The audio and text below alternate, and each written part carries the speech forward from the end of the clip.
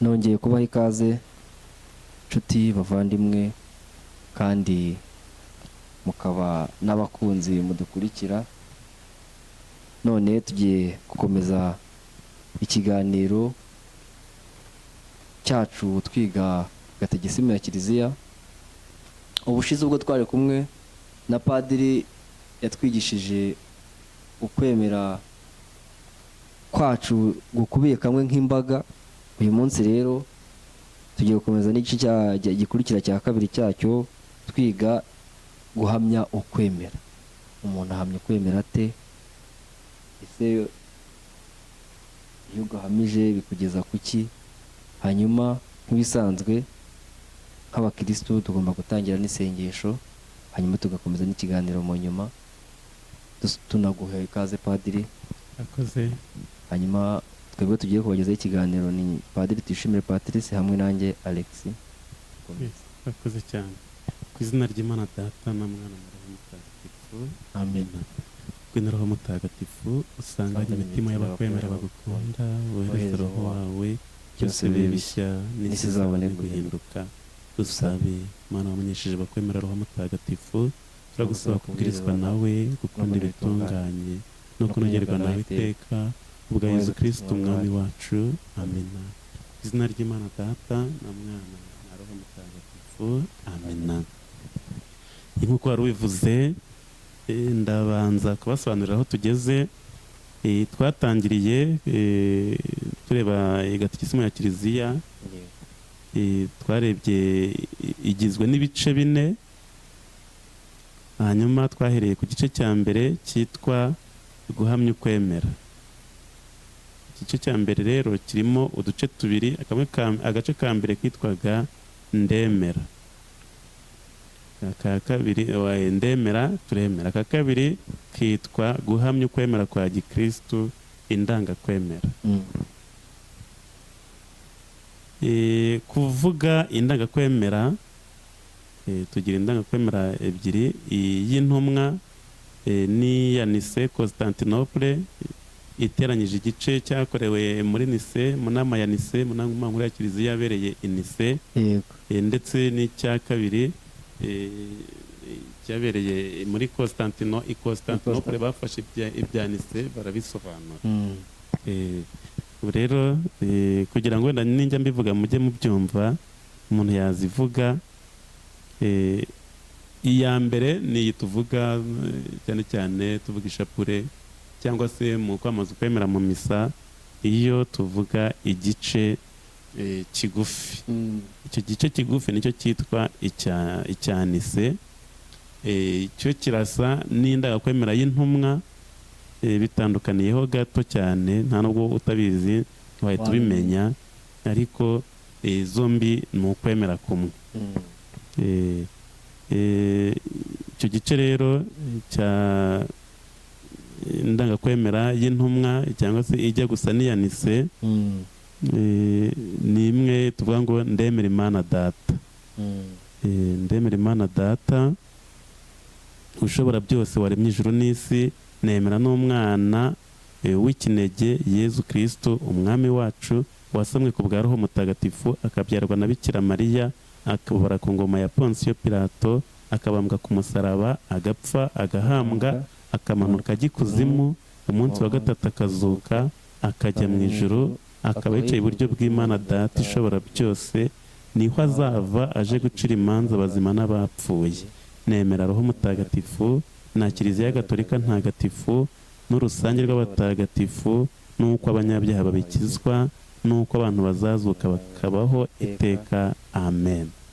Icyo gice ni indangakwemera ya Nice, ndetse inahuye n'indangakwemera y'intumwa. Ngiye kubereka rero n'indangakwemera ya Nice Constantinople. Ni ngo iyi ngiyi uko tuyivuze, nyuma haje ubuyobe buvuga ko Yezu Kristo atari Imana. Ni ubuyobe bw'uwitwa Arius, wabayeho mu myaka ya za 300. Hanyuma icyo gihe habaye inama yo guhamya ko Yezu Kristo ari Imana, koko inama nkuru ya Kiliziya yabereye i Nice. basobanura ko Yesu Kristo ari umwana w'Imana, ariko nyuma mu myaka za 370 haza ubundi buyobe buvuga ko Roho Mutagatifu atari Imana. Nibwo bahise bahuza ibyari byavugiwe Nise, baranabisobanura mu buryo burambuye, banasubiza cyane cyane ubwo buyobe bwa Arius, basobanura ijambo wariwe. Reka rero nabyo tubirebe. Murumva ko bongeyemo ibisobanuro byinshi cyane byafasha gusobanukirwa neza jambo uwariwe. Aha rero dutangira tuvuga ngo nemera Imana imwe, Data ushobora byose, waremye ijuru n'isi, ibiboneka n'ibitaboneka. Nemera na Nyagasani umwe Yesu Kristo, umwana w'ikinege w'Imana. Mbere ya byose Imana Data yari isanzwe imubyaye. Ni Imana ikomoka ku Mana, ni urumuri rukomoka ku rumuri, ni Imana nyakuri ikomoka ku Mana nyakuri. Yarabyawe ntiyaremwe, asangiye kamere na Se, niwe byose bikesha kubaho. Icyatumye amanuka mu ijuru ni twebwe abantu, no kugira ngo dukire. Yasamwe ku bwa Roho Mutagatifu, abyarwa na Bikira Mariya, nuko aba umuntu. Iyo tugeze aha turunama tugaca bugufi. Yabambwe ku musaraba ari twagirira, niho yababaye, arapfa, maze arahambwa, nuko ku munsi wa gatatu arazuka nk'uko byari byaranditswe, maze azamuka ajya mu ijuru, yicara iburyo bw'Imana Data. Kandi azagarukana ikuzo gucira urubanza abazima n'abapfuye, ingoma ye izahoraho iteka. Nemera na Roho Mutagatifu, Nyagasani utanga ubugingo, uturuka ku Mana Data na Mwana. Arasengwa, agasingizwa hamwe n'Imana Data na Mwana. Niwe wabwirije abahanuzi ibyo bavuze. Nemera na Kiliziya imwe ntagatifu gatolika kandi ishingiye ku ntumwa. Ndahamya ko batisima ari imwe, ikiza abantu ibyaha, kandi ntegereje izuka ry'abapfuye n'ubugingo bwo mu gihe kizaza. Amen. Izi ndangakwemera zombi rero nizo twita indangakwemera dukoresha ubu ngubu kenshi, ariko turaza kubibona hagiye haba mu mateka kuzitondeka amagambo atondetse wenda mu buryo butandukanye bitewe n'aho atondekewe n'icyo bashakaga gusubiza, ikibazo bashaka gusubiza. Ariko byose ntibyahinduye ukwemera kwa Kiliziya. Kuki hagomba amagambo abemera bahuriyeho avuga ukwemera kwabo? Iki gisubizo twaragisubije mu kiganiro giheruka, tureba ibyo Pawulo Mutagatifu yavuze mu ibaruwa yandikiye Abanyefezi, umutwe wa 4 umurongo wa 4 kugeza kwa 6, avuga ko Imana ari imwe, ukwemera ari kumwe, na batisimu ari imwe. Nk'uko umubiri ari umwe na roho akaba umwe, ni nako mwahamagariwe gusangira ukwizera kumwe. Nyagasani ni umwe, ukwemera ni kumwe, batisimu ni imwe, n'Imana ni imwe, y'umubyeyi wa bose, usumba bose, agakorera muri bose kandi agatura muri bose. Hagomba rero kubaho kuvuga ukwemera mu buryo bumwe, kuko Imana ari imwe n'ukwemera akaba ari kumwe. Imana ni imwe, ntitugomba kwivuga kubiri. Ukwemera ni kumwe, tugomba kukuvuga mu buryo butandukanye. Gusangira ukwemera kumwe bisaba kugira imvugo imwe y'ukwemera ihuriweho na bose, ikabahuriza mu myumvire imwe y'ukwemera. Ni Gatigisimu ya Kiliziya nimero 185. Nimero 186. Kuva mu ntangiriro Kiliziya mu gihe cy'intumwa yagaragazaga kandi ikamamaza ukwemera kwayo mu magambo magufi yabugenewe, yafashwe nk'igipimo gihuriweho. Twareba nk'ibaruwa Pawulo Mutagatifu yandikiye Abanyaroma, ubwo ni ingero nkeya, umutwe wa 10 umurongo wa 9. Ati kuko niba wamamarisha umunwa wawe ko Kristo ari Nyagasani, kandi ukemera mu mutima wawe ko Imana yamuzuye mu bapfuye, uzarokorwa. Bivuga ngo bari basanzwe bamamaza ko Kristo ari Nyagasani, ko Imana yamuzuye mu bapfuye. Ni urugero atanze akurikije ukuntu bahamyaga ukwemera. Urundi rugero ni nk'ibaruwa ya mbere Pawulo Mutagatifu yandikiye Abanyakorinti, umutwe wa 15 umurongo wa 3 kugeza ku wa 4. Ahavuga ati koko rero icya mbere cyo nabagejejeho nicyo nanjye nashyikirijwe, ko Kristo yapfuye azize ibyaha byacu nk'uko byari byaranditswe, ko yahambwe, ko yazutse ku munsi wa gatatu nk'uko byari byaranditswe. Twagiye tubibona muri ya ndagakwemera y'intumwa ya Nicée na Constantinople, ngo nuko ku munsi wa gatatu arazuka nk'uko byari byaranditswe, gutyo gutyo. Bivuga ngo intumwa zifite uburyo zahamya gukwemera, ariko iyo nakwemera ntabwo tuyibona muri Bibiliya irambuye, ariko bari bayifite cyane cyane mu gihe cy'abatisimu bari bayisubiragamo, cyangwa abagiye kubatizwa bakayisubiramo, cyangwa se mu masengesho muri liturujia bakayivuga. Izi ni ingero Paul Mutagatifu abagenda atwereka ati nanjye nashyikirijwe ukwemera ko Kristo yapfuye azize ibyaha byacu nk'uko byari byaranditswe, ko yazutse. Kandi si nawe wabyanditse? Ntabwo ari wabyanditse, byari byaranditswe n'abahanuzi. Avuga ati byaranditswe dore ngibi. Kuko rero ko guhamya ukwemera byari bisanzweho. Ubushize twanarebye wa mutware w'umunyatiyopiya navuga ati dore amazi niki cyambuza kubatizwa. Filipo akavuga ati niba wemera Nyagasani Yezu Kristo ko ari umwana w'Imana, ati genda ngubatize. Ati ndemera rwose. Ku ikubitiro rero Kiliziya yashatse guhuriza hamwe ingingo z'ingenzi z'ukwemera kwayo mu ncamake yujuje ibyangombwa byose igamije gufasha abitegura kubatizwa. Mutagatifu Cyrille de Jérusalem, Cyrille w'i Yerusalemu, yabaye umwepiskopi wa Yerusalemu, avuga ku ndagakwemera agira ati, ni inyigisho ari gutanga ku ndagakwemera. Ati iyi ncamake y'ukwemera ntiyakozwe mu magambo y'ibitekerezo by'abantu, ahubwo mu byanditswe bitagatifu uko byakabaye hakusanyijwe iby'ingenzi kurusha ibindi, kugira ngo haboneke iyi nyigisho imwe kandi yuzuye y'ukwemera. Kandi nk'uko impeke nto imwe y'imbuto ya sinapisi iba yifitemo amashami menshi, ni kimwe n'uko iyi ncamake y'ukwemera yifitemo muri aya magambo yayo ubukungu bw'ubumenyi bw'Imana buri mu isezerano rya kera n'irishya. Bivuga ngo uko twayimaze kuyivuga harimo iby'ingenzi byose biri mu isezerano rya kera n'ibiri mu isezerano rishya, byose bizingiyemo mu magambo make cyane atsindagiye y'umukiro. Nibyo Paul Mutagatifu yavuga ati wamamarisha umunwa ko Kristo ari Nyagasani ukaguha uburokora. Nirasengesho turivuga tugahamya ukwemera kwacu, tuba twakira umukiro. Kuva mu ntangiriro za Kiliziya bahamyaga ukwemera mu magambo yabugenewe. Tumaze kubibona muri Bibiliya ingero nke. Hari n'indagakwemera basubirishagamo ababaga bagiye kubatizwa. Mutagatifu Cyrille w'i Yerusalemu aravuga ati iyi ndagakwemera ntiyakozwe hakurikijwe ibitekerezo by'abantu, ahubwo mu byanditswe bitagatifu hagiye hakusanywamo ingingo zigeza abantu ku mukiro. Ikaba ikubiyemo rero ibyo umuntu akeneye kumenya byose biri mu isezerano rya kera n'irishya ngo bimufashe kuyoboka Imana. Iyi ncamake yitwa impamyakwemera, profession de foi. Tugeze kuri nimero 187. Yitwa rero impamyakwemera kubera ko ikubiyemo incamake y'ukwemera kw'abakristo. Yitwa credo kubera ko ari ryo jambo rya mbere ritangira. Credo bivuga ngo ndemera. Iyi ncamake yitwa kandi ikimenyetso cy'ukwemera, symbole de la foi.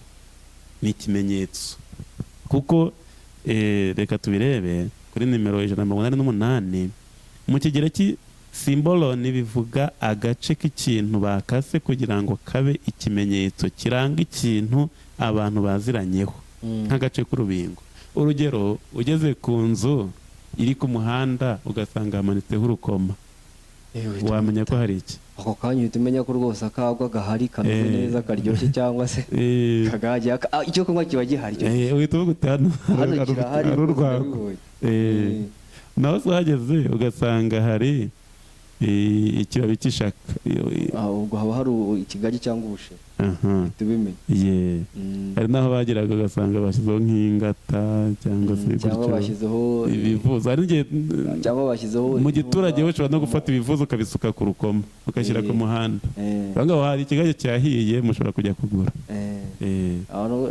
simbole rwose ibyo ni ibyitwa ikimenyetso. N'indagakwemera ishobora kwitwa ikimenyetso cyo kwemera. Ubu ugeze ku muntu ugasanga arayivuga uravuga duhuje kwemera. cyane ikimenyetso cyo kwemera rwose. Nta no kujya kuvuga ngo wemera ute. Mu gihe cya kera yabaga bashidikanya ko umuntu yaba atemera, yaba yatangiye kumuhakanya bamusushagamo indagakwemera. Ubona ko n'abagiye guhabwa imirimo muri kiliziya hari imirimo abantu babanza gusubiramo indagakwemera. Nk'abagiye guhabwa imirimo yo kuyobora nka seminari nkuru, imirimo yo gushingwa imirimo ikomeye muri kiliziya, amashami akomeye muri kiliziya, kuba padiri mukuru, abagiye guhabwa ubupadiri burya n'ubudiyakoni, burya tuba twarahamije ukwemera kwacu tukanabisinyira, tugashyiraho umukono ukabisinyira uvuga iriya ndagakwemera. Iyo tubikora abantu badahari, tubikora tukiri ku munyakibanda. Yego, ni ukugira ngo ugaragaze ukwemera kwawe, niba wemera ibyo kiliziya yemera. Niba bari kugira ngo tugaragaze niba twemera koko, ese turi kumwe cyangwa ntituri kumwe. Ubwo rero indagakwemera ni n'ikimenyetso, ni n'igipimisho.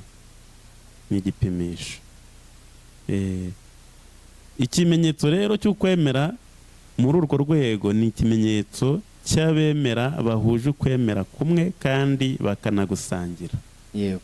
Indagakwemera, ikimenyetso cy'ukwemera ni ikomatanyirizo ry'amahame y'ingenzi y'ukwemera, bityo ikaba intangiriro, ibuye ry'ifatizo kandi ryangombwa riherwaho mu kwigisha abantu amahame y'umukiro gatigisimu. Abagiye kubatizwa, abagiye guhabwa ukarisitiya, abagiye gukomezwa, biriya bagomba kubimenya kuko niyo mahame y'ingenzi. Kwemera Kristo ukamenya uwo ari we, ukamenya kumuhamya, ukamenya kumuvuga. Kwemera Roho Mutagatifu. Batisimu tugiye kuyibona ko ugiye kubatizwa ahita agirana isano n'ubutatu butagatifu tuvuga n'ubundi muri iki gice muri iyi ndagakwemera. Ni gatisimu y'189. Ahantu hambere abemera bahamiriza ukwemera ni igihe bahabwa batisimu. Niho hantu hambere hakomeye umuntu atangariza ukwemera. Kubera ko batisimu itangwa ku izina rya Data na Mwana na Roho Mutagatifu, niko tubatizwa. Kanaka ndakubatiza ku izina ry'Imana Data na Mwana na Roho Mutagatifu. Niko Yezu yatumye abigishwa be kubatiza. Tubibona mu Evanjiri ya Matayo umutwe wa 28 umurongo wa 19.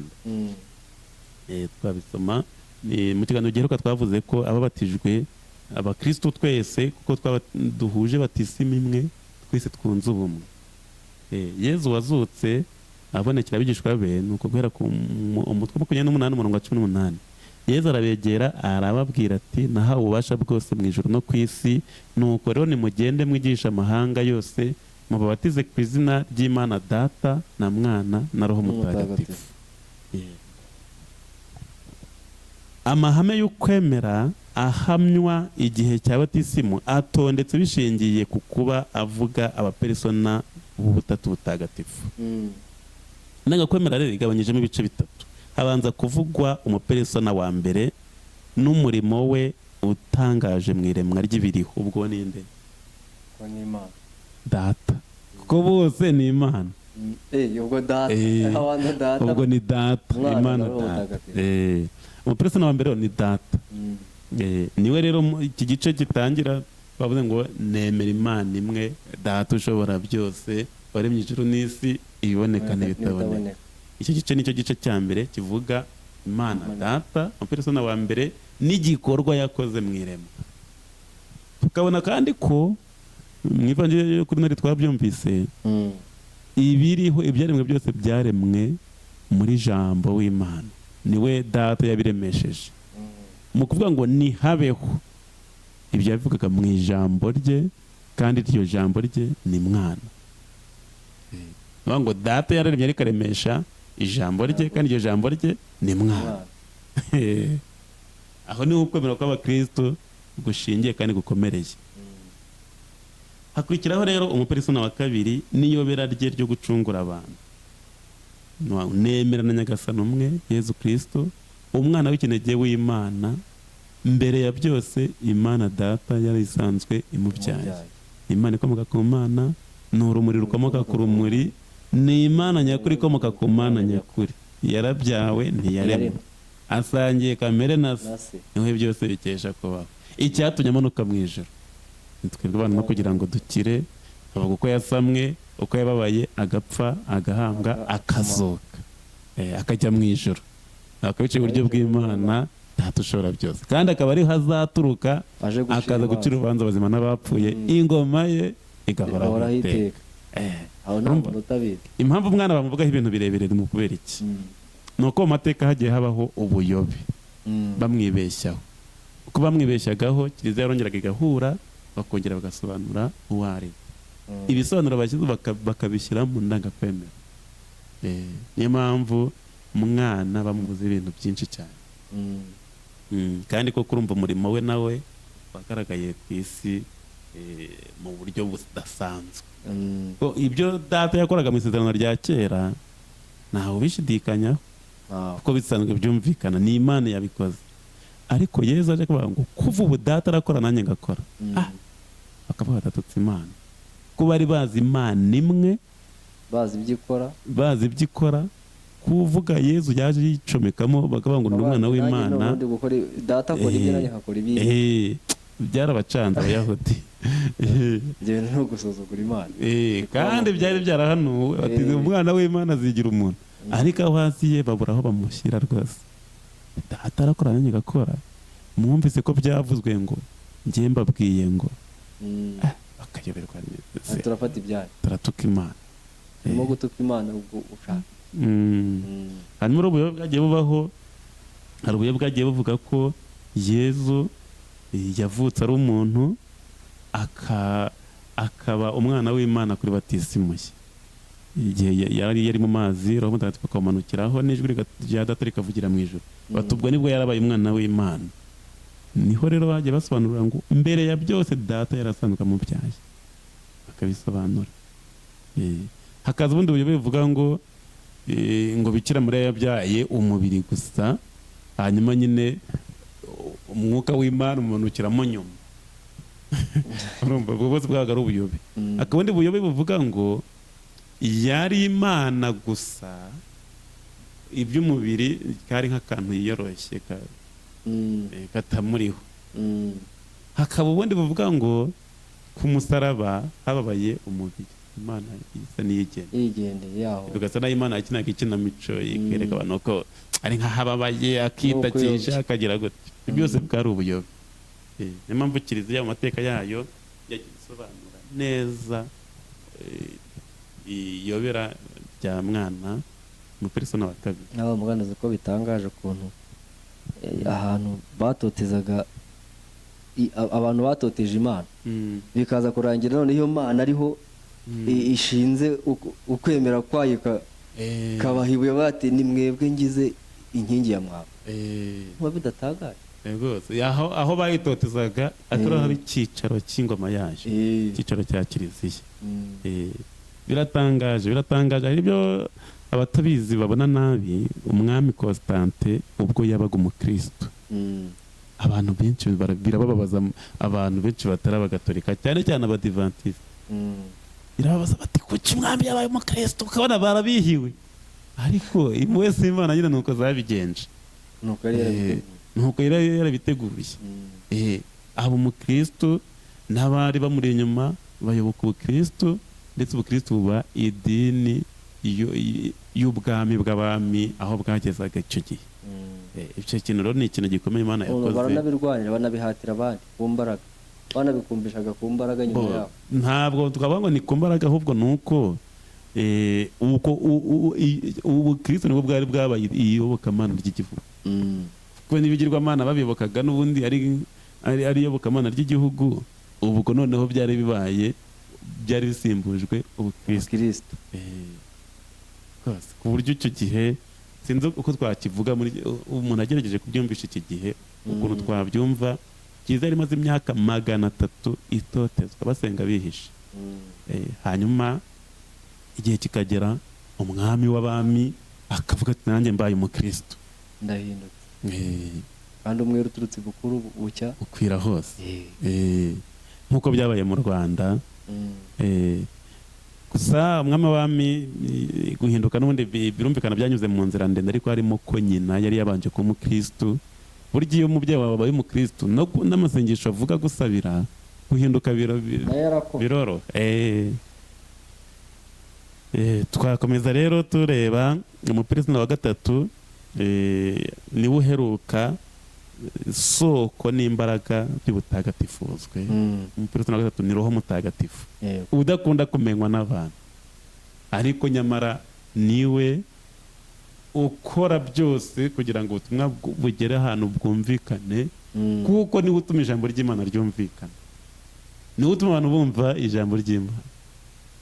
Umuntu udafite Roho Mutagatifu ntabwo ashobora kumva ijambo ry'Imana. Ariko abantu benshi niwe badakunda kumenya nyine, ntibamumenye. Ariko muri iki gihe cya Yezu amaze gusubira mu ijuru, ubutumwa bwa Kiliziya bushinzwe Roho Mutagatifu, ku buryo tuvuga ngo na cya gitabo cy'ibyakozwe n'intumwa ni igitabo cy'ibyakozwe na Roho Mutagatifu.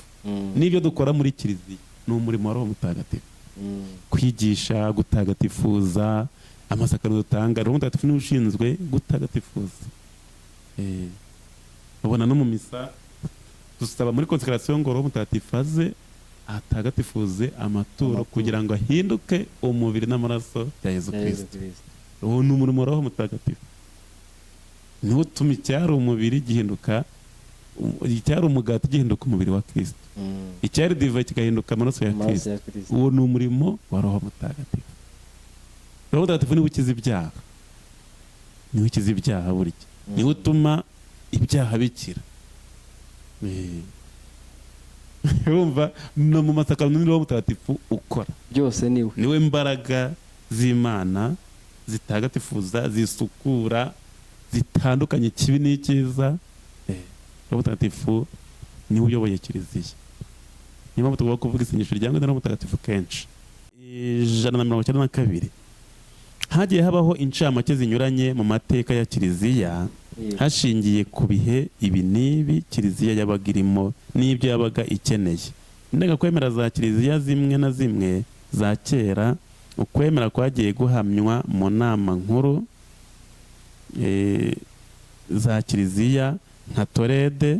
Inama nkuru za Torede zabaye 3, imwe yabaye muri 633, indi ba muri 638, indi muri 375. Aho hose basubiragamo indangakwemera bakayitsindagira, bakagira n'ibisobanuro bongeramo. Iyabaye Eratrani ni inama 5, imwe yabaye mu 1123, indi ba mu 1139, indi ba mu 1179, indi ba mu 1215, indi ba mu 1512 kugeza 1517. Iya Lyon yabaye mu 1245 no mu 1274. Iya Trente yabaye mu 1545 kugeza mu 1563. Yabaye imyaka 17.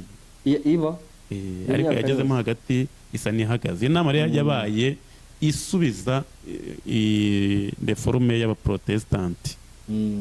Igihe cya Luteri yaje ahakana ibyo Kiliziya yigishaga byose bisuka hasi. Byasabye ko bongera bakicara bakongera bakabyemeza, barongera barabyemeza bahereye ku buri ngingo.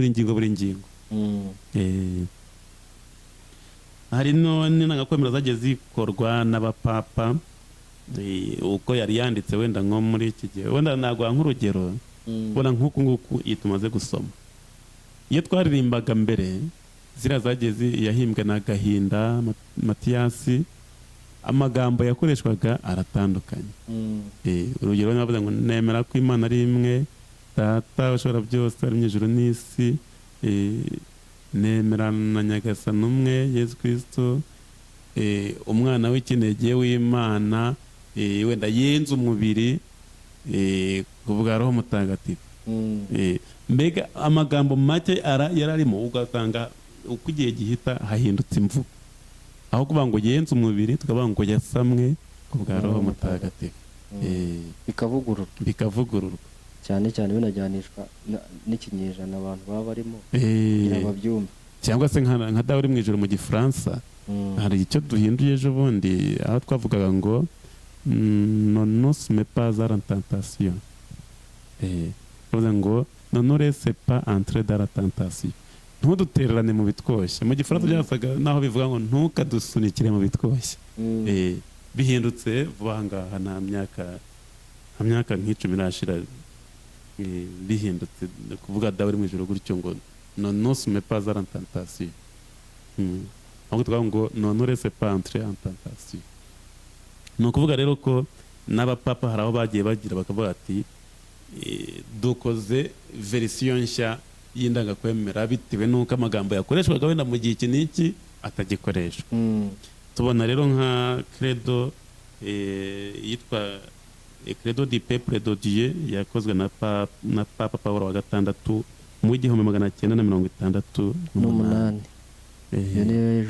N'ejo bundi ariko nta cyahindutse, nta nimwe muri izi ndangakwemera zo mu bihe binyuranye by'ubuzima bwa Kiliziya ishobora gufatwa nk'iyataye igihe, nk'itakigezweho cyangwa nk'itagifite akamaro.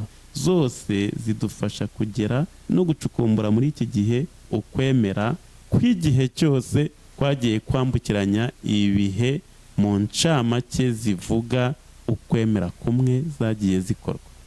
Bivuga iki? Indangakwemera yakozwe mu gihe cy'intumwa nta cyagabanyutseho, nta cyavuyeho.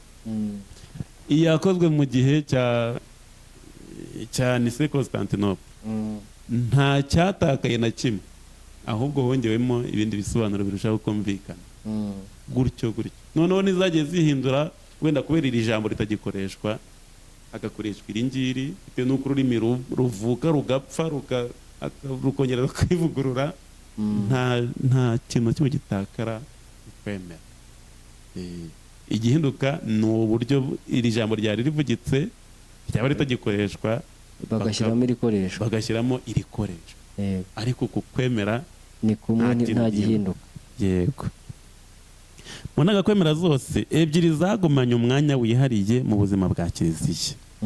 Iya mbere indangakwemera y'intumwa yitwa ityo kuko ariyo yafashwe nk'incamake ivuga ukwemera kw'intumwa uko zakuvugaga rwose.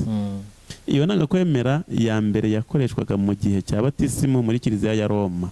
Icyubahiro cyayo gishingiye ku kuba ariyo ndangakwemera ya Kiliziya ya Roma, aho Petero umutware w'intumwa yagize icyicaro cye, akaba ari naho yaciriwe urubanza rwo gupfira ukwemera. Iriya ndangakwemera yavugwaga na Kiliziya ya Yerusalemu nako na Kiliziya ya Roma, kuko ariho Petero yarashyize icyicaro cya Kiliziya. Urumva niyo yo ku cyicaro, niyo ku murwa mukuru, niyo rero yubashywe nk'indangakwemera y'intumwa, kuko niyo yo ku isoko, icyicaro gikuru. Iyi rero irubahwa, niyo nigeze kubabwira mu ncamake tugitangira, ijya gusa niya Nicée, niyakorewe Nicée igihe hari hadutse ubuyobe butandukanye, hagatumizwa konsili kugira ngo bongere barebe indangakwemera yakoreshwa. Bahisemo gukoresha iyo ya Kiliziya ya Roma kuko ariyo yafatwaga nk'aho ari iy'intumwa. Indangakwemera ya Nicée Constantinople ishingira icyubahiro cyayo ku kuba ivuka ku nama nkuru ya za Kiliziya ebyiri za mbere. Iyo muri 325 yabereye Nicée, n'iyo muri 381 yabereye i Constantinople barazihuje. Bafata ibya Nicée n'ibya Constantinople birahura, barabihuza, bongeramo ibisobanuro bari i Constantinople. Iyo rero bafashe Nicée bakongera ibisobanuro bari i Constantinople yitwa Nicée Constantinople. iyi ndagakwemera yakomeje guhurirwaho kugeza uyu munsi na kiliziya y'iburasirazuba n'iy'iburengerazuba. Iyo tuvuze kiliziya y'iburasirazuba ni abitwa Orthodox. iy'iburengerazuba ni kiliziya ya Roma ariyo twebwe turimo. iyo ntazi nifite kiliziya ya Roma yitwa kiliziya ya Roma. Kiliziya gatolika ya Roma, indi kitwa kiliziya gatolika Orthodox. Ariko izo ndagakwemera tuzihuriyeho, twanabonye nuko n'abaporoso tuzihuriraho. Ibisobanuro by'ukwemera kwa kiliziya bizibanda ku ndagakwemera y'intumwa, kuko ariyo igize gatigisimu ya mbere ya kiliziya ya Roma. Kuko nuvuga ngo tugiye noneho kwinjira mu ndagakwemera, ibyo kiliziya yemera noneho ni ibiki. Twakomeje kubabwira ngo tuzabigeraho. Ubu rero noneho twabyinjiyemo. None ibisobanuro tuzatanga mu byo kiliziya yemera bizaba byibanze kuri ndagakwemera ya Roma yo ku isoko y'intumwa. Ariko ibisobanuro bizajya byuzuzwa n'ibivanywe mu ndagakwemera ya Nicée Constantinople, kuko akenshi ariyo ifite ibisobanuro byimbitse kandi birambuye. Kimwe nuko byagenze ku munsi wa batisimu, ubwo ubuzima bwacu bwose bwaragijwe inyigisho z'ukwemera, nk'uko tubibona mu ibaruwa Pawulo Mutagatifu yandikiye Abanyaroma, umutwe wa 6 umurongo wa 17. Twahasoma aho Pawulo Mutagatifu avuga ati Imana ishimwe kuko mwahoze muri abagaragu b'icyaha, none mukaba mwarayobotse mubikuye ku mutima inyigisho mwaragijwe. Inyigisho mwaragijwe, twayobotse inyigisho twaragijwe. Za ndagakwemera uko imeze n'inyigisho zirimo, twaraziyobotse dukizwa icyaha, tuvanwa mu mwijima. Natwe rero ubwo ni kiliziya ivuga, ariko iduteguza inyigisho igiye kutubwira nitwakire neza ikimenyetso cy'ukwemera kwacu gutanga ubuzima. Kuvuga ni ukwemera ndagakwemera ni ukwinjira mu busabane n'Imana Data, Mwana na Roho Mutagatifu. Kwa kundi tuvuga ndagakwemera mu misa ku cyumweru no mu minsi mikuru, cyangwa se mu masengesho, nk'amasengesho ya nimugoroba tuvugamo iriya ndagakwemera ya Nicée, iriya y'intumwa.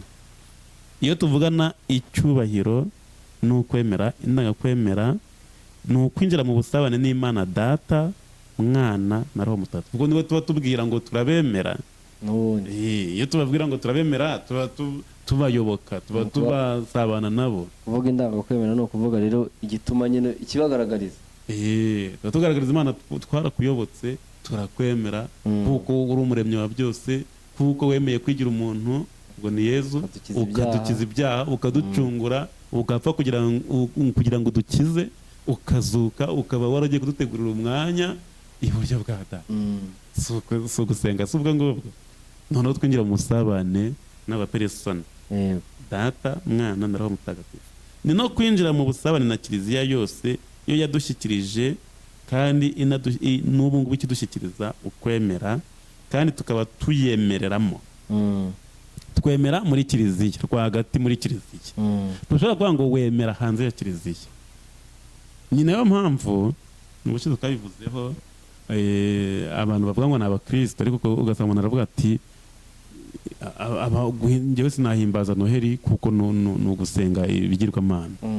Bivuga ngo uwo muntu ntabwo azi kiliziya ngo yemerite. Kandi hari abakristo benshi ibyo bintu rwose babikora. Nivuga ngo hanze ya kiliziya, iyo uri hanze ya kiliziya, ukwemera kwawe kuri hanze ya kiliziya, ntumenye ibikorwamo imbere. Ku buryo ubona abantu basenga bakaba wagira ngo bari gusenga ibigirwamana. Kubera iki? Kuko utunze ubumwe nabo. Ntumenye ibikorwa mo imbere. Kandi bimeze bityo, nta nubwo ugira ubwo bushake bwo kujya gucukumura ngo bariya abantu bemera iki, mbega bari gukora iki, aho gukomeza bacira urubanza nk'ubarebera kure. None iyo udashaka kubyumva, niyo abana gusobanurira uri hanze, ntabwo ushobora kubyumva neza. twiga liturujia hari umwarimu akunda kutubwira ati oni compra ani prenapare, bivuga ngo ubyumva iyo birimo, ubyumva iyo birimo, bitabirimo nta kintu wiyumvira. No mu misa ubyumva iyo birimo, utabirimo ntacyo wumva. Kuvuga indagakwemera rero ni no kwinjira mu busabane na kiliziya yose, kuko ariwe yaduhaye ukwemera, niyo yakuduhaye, yarakutubikiye neza, irakudushyikiriza. Tekereza abantu bo mu binyejana, mu kinyejana turimo, turi mu kinyejana cya 20 na kangahe cyane na gatanu, ntabwo tugiye mu gihe tugiye mu cya 26. Twabivuga se nibyo se? Turi mu 2025, turi mu kinyejana cya 20 na kangahe na gatanu neza, ubwo sibyo? Oye, cyari ikinyaci. Turi mu kinyejana cya 21 cyangwa na kimwe. Ibyo se nibyo. Muri 2020 twari mu kinyejana cya 20, twari twinjiye nako mu cya 21. Kugeza ubu tuzinjira mu cya 22 tugeze mu 2000 n'ijana. Nitugera mu 2000 tuzaba dushoje icya 21, twinjiye mu cya 22 ikinyejana. Naho ibyo waba uvuze ni ibinyacumi by'imyaka. Ubwo turi mu kinyejana cya 21. Bivuga ngo kiliziya rero yavanye ukwemera mu kinyejana cya mbere kugeza n'iki turi, igushyikiriza mu kinyejana cya 2, igushyikiriza ikinyejana cya 3, kugeza twebwe mu kinyejana cya 21 kiliziya dushyikirije ukwemera, nta kintu cyavuye, nta kimwe yahunguyeho. Yabaye indahemuka rero ukwemera. Twemera muri kiliziya rwagati muri yo, nk'uko Mutagatifu Ambroise abivuga, iyi ndangakwemera ni ikirangantego cy'ubuzima bwa roho n'icy'umutima wacu uhora uzirikana kandi ukagihorana.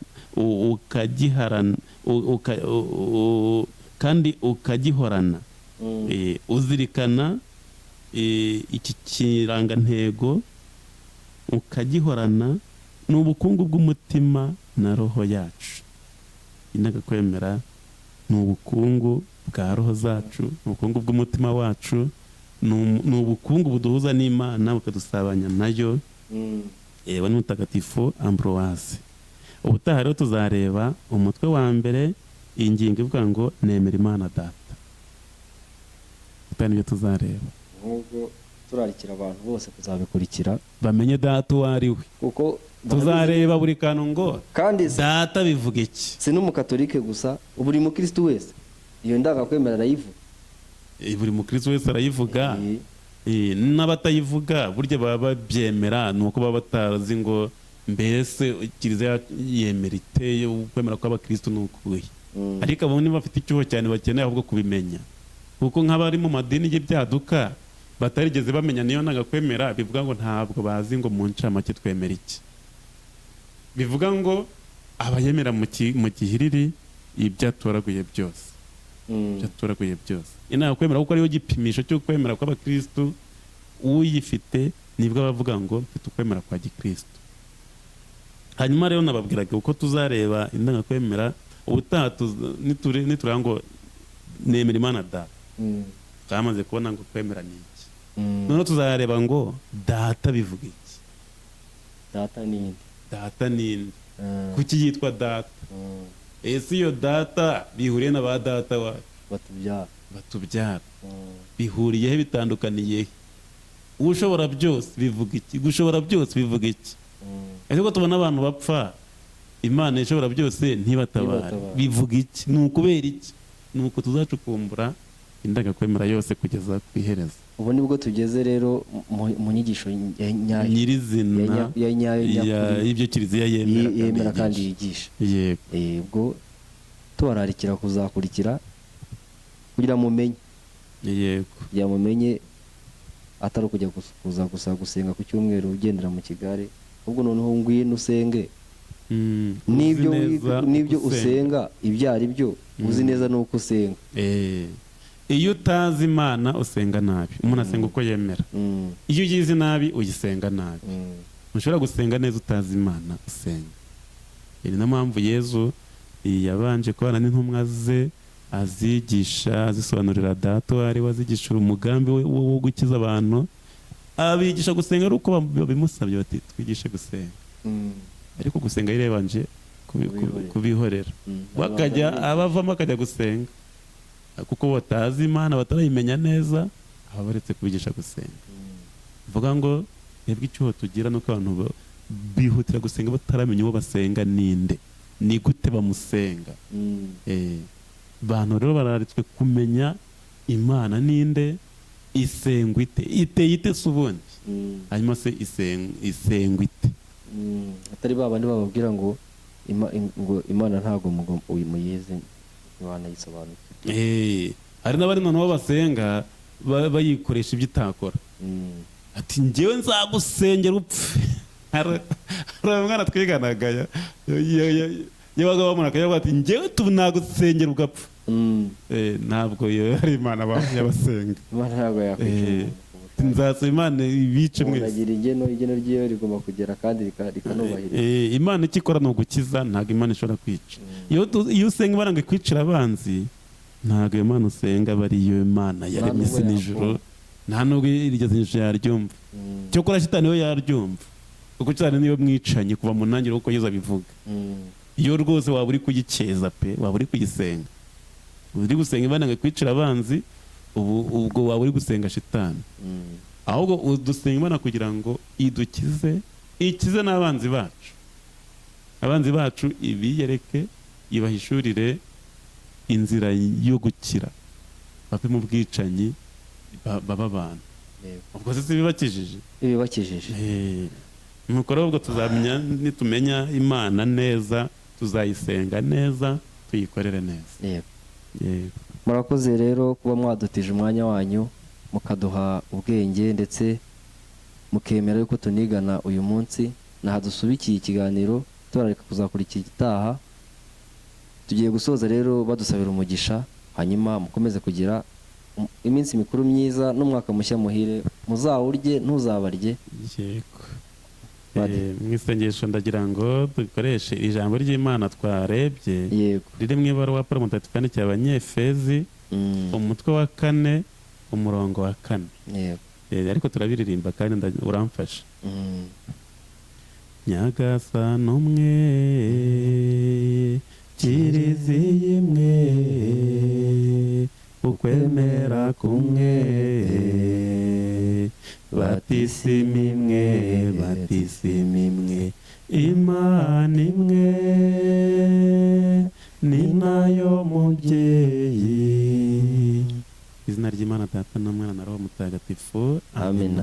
Nyagasani turagushimira ko waduhurije mu bumwe, twese ukatugira abana bawe muri Yezu Kristo, ukaba utifuza ko tugusenga ukubiri, tukitandukanya, wifuza ko tuba umwe nk'uko wowe mu butatu butagatifu uri Imana imwe. Duhe rero kubumbwa n'ukwemera kumwe, duse namwe, tubasenge dusa namwe, kuko n'ubundi mwifuza kutuyobora ku rumuri rwanyu, kugira ngo duse namwe tuzabane dusa mu ngoma yanyu ihoraho iteka. Tubigusabye ku bwa Kristo umwami wacu. Amen. Nyagasani Yezu nabane namwe, kandi muhorane. Byose nabaho umugisha Imana Data na Mwana na Roho Mutagatifu. Amen. Murakoze cyane. Amahoro. Urayahorane nawe.